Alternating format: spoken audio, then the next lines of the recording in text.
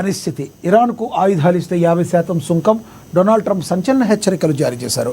యుద్ధమేమో ఆపేస్తామన్నారు, సీజ్ఫైర్కి అయితే అంగీకరించారు. కానీ డైరెక్ట్ బాంబులు కాకపోయినా టారిఫ్ బాంబు అనేది పేల్చారు. ఎవరైనా కూడా ఆయుధాలు ఇచ్చినట్టుగా మాకు తెలిసిన ఆయుధాలు ఇచ్చినా కూడా అది కంపల్సరీ సుంకాలు వాటి మీద పెంచుతామని చెప్పారు. ఇక మరోవైపు యుద్ధం ప్రళయాన్ని తలపించి ఆగిపోయినట్లు కనిపించి మళ్ళీ మొదలవుతుంది. గత నెలన్నర కాలంగా ఇరాన్ లేదన్నట్లుగా వ్యవహరిస్తుండగా, అమెరికా తగ్గేదే లేనట్లుగా వ్యవహరిస్తుండగా, అమెరికా గెలిచే దారేది అంటూ అడ్డగోలు డెడ్లైన్ పెట్టి పరువు కాపాడుకోవడానికి తంటాలు పడుతుంది.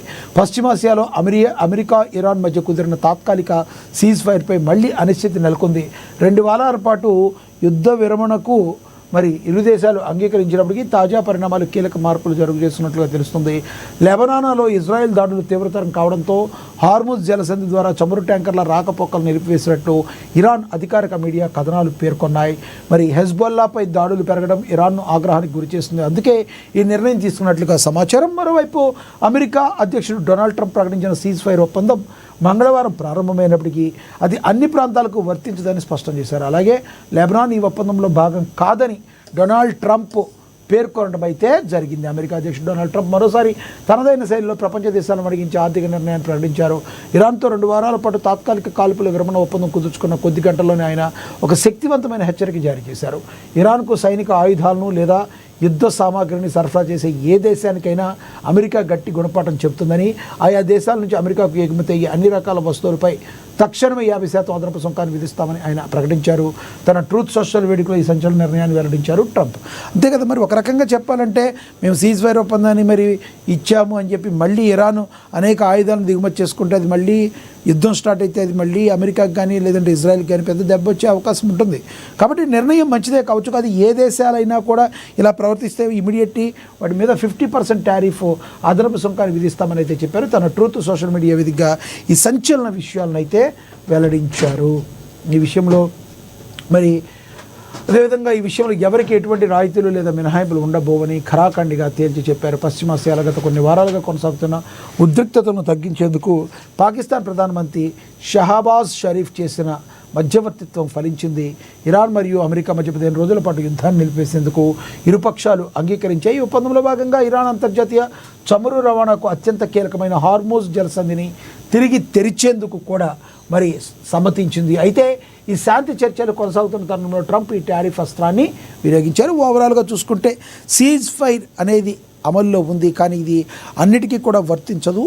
ఓన్లీ ఇరాన్కు మాత్రమే వర్తిస్తుంది. ఏ దేశాలు అయితే తుపాకులు కానీ అస్త్రాలు కానీ ఏమైనా యుద్ధ సామాగ్రిని ఎవరైనా మీరు ఇరాన్కి ఇద్దామనుకుంటే మీ మీద 50% సుంకాలు విధిస్తాం ఆయా దేశాల మీద, అది తక్షణమే అమల్లోకి వస్తుందని ట్రంప్ అయితే హెచ్చరికలు జారీ చేయడం అయితే జరిగింది.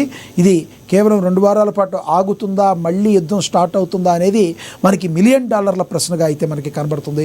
ప్రస్తుతానికైతే కాస్త శాంతించినట్టుగా కనిపించినప్పటికీ ఇది మాత్రం నివురుగప్పిన నిప్పులాగా ఉంది అంటంలో ఏమాత్రం సందేహం లేదని మెజారిటీ % విశ్లేషకులందరూ కూడా భావిస్తున్నారు. ఈ శాంతి మంత్రం జపించి యుద్ధం అయితే ఆగిపోవాలని కోరుకుంటున్నారు. ఇది ఇరాన్ మరియు అమెరికా తీసుకునే నిర్ణయాల మీద ఆధారపడి ఉంటుంది. ఇక తదుపరి చూస్తే రాఘవ్ చడ్డా కొత్త రాజకీయ పార్టీ సోషల్ పోస్టులతో సంకేతాలు ఇచ్చారు. ఆమ్ ఆద్మీ పార్టీ నేత రాఘవ్ చడ్డా కొత్త పార్టీ పెట్టబోతున్నారా? పార్టీతో విభేదాల నేపథ్యంలో రాఘవ్ చడ్డా కీలక వ్యాఖ్యలు చేశారు. మరో రాజకీయ పార్టీలో చేరటం కంటే సొంత పార్టీని ప్రారంభించాలని ఓ యూజర్ సూచించగా మంచి ఆలోచన, ఇంట్రెస్టింగ్ థాట్ అంటూ కామెంట్ చేశారు. ఈ మేరకు సోషల్ మీడియా వేదికను పంచుకున్నారు. దీంతో రాఘవ్ చడ్డా కొత్త పార్టీ పెడుతున్నారనే ఊహాగానాలకు మరింత ఆజ్యం పోస్తుంది. ఇదిలా ఉండగా ఆప్ జాతీయ కన్వీనర్ అరవింద్ కేజ్రీవాల్ను పరోక్షంగా విమర్శించారు. మాస్టర్ కంటే ఎప్పుడూ గొప్పగా రాణించవద్దు అనే శీర్షికతో ఉన్న ఒక పుస్తక చిత్రాన్ని ఎంపీ తన ఇన్స్టాగ్రామ్ ఖాతాలో పంచుకున్నారు. అంత అంతకుముందు రాజ్యసభలో ఆమ్ ఆద్మీ పార్టీ ఉపనేతగా రాఘవ్ చడ్డాను తొలగించింది. ఆప్ ఆయన స్థానంలో మరో ఎంపీ అశోక్ మిత్తల్ను నియమించింది. ఆప్ నిర్వహిస్తున్న కార్యకలాపాలకు చడ్డా దూరంగా ఉంటుండడం, పార్టీ కార్యక్రమాలపై స్పందించకపోవడం వల్లే ఈ నిర్ణయం తీసుకున్నట్లుగా వెల్లడించింది. రాఘవ్ చడ్డా బీజేపీలో చేరనున్నట్టు ఊహాగానాలు వినిపిస్తున్న వేళ ఈ పరిణామాలు చోటు చేసుకోవటం తీవ్ర చర్చనీయాంశంగా అయితే మారింది. మరి ఏ నిర్ణయం తీసుకుంటాననేది రాఘవ్ చడ్డా అయితే చెప్పొచ్చు. ప్రస్తుతానికైతే ఆమ్ ఆద్మీ పార్టీకి కార్యకలాపాలకు అన్నిటికీ కూడా రాఘవ్ చడ్డా దూరంగా ఉన్నారు. మరి ఈ నేపథ్యంలో ఒక ఇంట్రెస్టింగ్ పోస్ట్ ఎవరైతే మరి తన అభిమాని పంచుకున్నాడో దానికి ఇంట్రెస్టింగ్ థాట్ కొత్త పార్టీ పెట్టొచ్చని ఎప్పుడైతే మాట్లాడారో రాఘవ్ చడ్డా కొత్త పార్టీ పెట్టబోతున్నారనే ఊహాగానాలు ఊపందుకున్నాయి. చూడాలి మరి రానున్న రోజుల్లో రాఘవ్ చడ్డా బీజేపీలో చేరతారా లేదంటే మరి ఆయన కొత్త పార్టీ పెడతారా అనే దానికి ఒక క్లారిటీ వచ్చే అవకాశం అయితే స్పష్టంగా కనబడుతుంది. ఇక అదేవిధంగా సామాన్యుడిలా మంత్రి ముచ్చట, మెట్రోలో జూపల్లి ప్రయాణం.